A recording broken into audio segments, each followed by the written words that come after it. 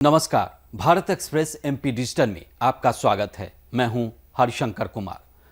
ग्वालियर में दिग्विजय सिंह ने एक बार फिर से ईवीएम पर सवाल खड़ा किया है। साथ ही उन्होंने कहा है कि कई बड़े देशों में बैलेट पेपर से चुनाव हो रहे हैं। वहीं कांग्रेस से नाराज लोगों पर उन्होंने कहा कि हमारे दरवाजे हमेशा के लिए उनके लिए बंद हो गए हैं। पूर्व सीएम दिग्विजय सिंह ने ग्वालियर के कई विधानसभा क्षेत्रों में चुनावी सभा को संबोधित किया। अपने संबोधन के दौरान दिग्विजय सिंह ने कहा कि यह चुनाव उन लोगों के बीच है जिन्होंने कांग्रेस को धोखा दिया है। यह चुनाव धन शक्ति और मानव शक्ति, गद्दार और ईमानदार के बीच है। दिग्विजय सिंह ने कहा कि 2018 में तैयारी के लिए कमलनाथ को सिर्फ 5 महीने का वक्त मिला था। उस समय संगठन भी उतना तैयार नहीं था जितना वे थे, मतलब बीजेपी। अब संगठन तैयार है। उन्होंने कहा कि बीजेपी 3 खेमों में बट गई है। महाराज मतलब ज्योतिरादित्य सिंधिया, शिवराज और नाराज। नाराज वो लोग जो बीजेपी से नाराज हैं। कोई टिकट नहीं मिलने से तो कोई कार्यकर्ता बड़े पद न मिलने से भी नाराज हैं। दिग्विजय सिंह ने अपने लोगों से कहा कि तब बीजेपी एक थी, 2023 में सब अलग अलग है। उन्होंने कहा कि हमें तैयारी के लिए 5 साल मिले हैं और शिवराज के खिलाफ पूरी तरह से तैयार हैं। 2018 में उतना आक्रोश नहीं था जितना आज है। बीजेपी भी उतनी विभाजित नहीं थी जितना आज है। यहाँ के उम्मीदवार में महाराज बीजेपी से हैं और उपचुनाव में हमारे बीच जो अंतर था वह न केवल बराबर हो गया है बल्कि बढ़ भी गया है। यह लड़ाई मजदूरों और मालिकों के बीच की है। दिग्विजय सिंह ने कहा कि कोई भी संगठन कार्यकर्ताओं को उतना नुकसान नहीं पहुंचा सकता था जितना भारतीय जनता पार्टी ने किया है। हर साल भारत में सरकार, मिल मालिकों और श्रमिकों के बीच राष्ट्रीय सेमिनार होता था।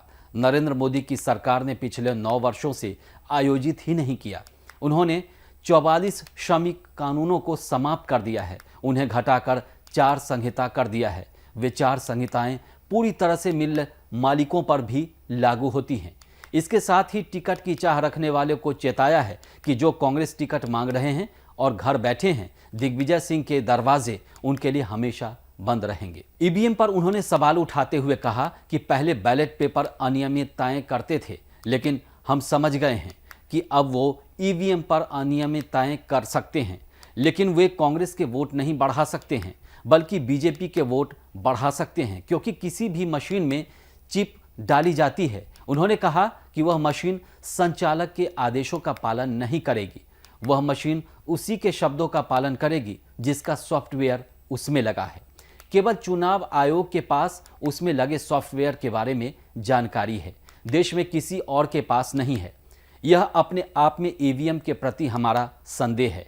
इससे साबित होता है कि चुनाव किसी भी देश में ईवीएम के माध्यम से नहीं होते हैं। पाकिस्तान और बांग्लादेश ने भी मतदाता सूची की अनियमितताओं को समाप्त कर दिया है। इसीलिए हमने बहुत जांच की है। दिग्विजय सिंह के बयान पर बीजेपी मीडिया प्रभारी आशीष अग्रवाल ने निशाना साधा है। उन्होंने लिखा है कि अपनी प्रत्याशित हार देख ईवीएम पर रुदाली, गैंग एक्टिव हार का दोषारोपण ईवीएम पर करने के लिए कांग्रेस ने तैयारी कर ली है।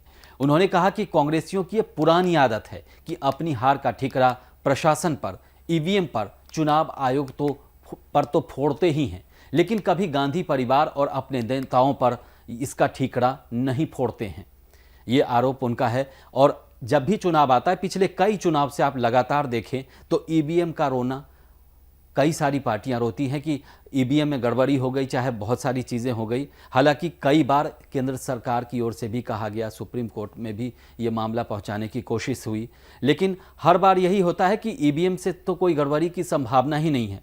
लेकिन बावजूद उसके नेता सवाल उठाते हैं और हर बार लगातार उठाते आ रहे हैं। आपको हमारा ये वीडियो अच्छा लगा हो तो इसे लाइक कीजिए, चैनल को सब्सक्राइब करिए। देश और दुनिया की ताज़ा तरीन खबरों के लिए देखते रहिए भारत एक्सप्रेस डिजिटल।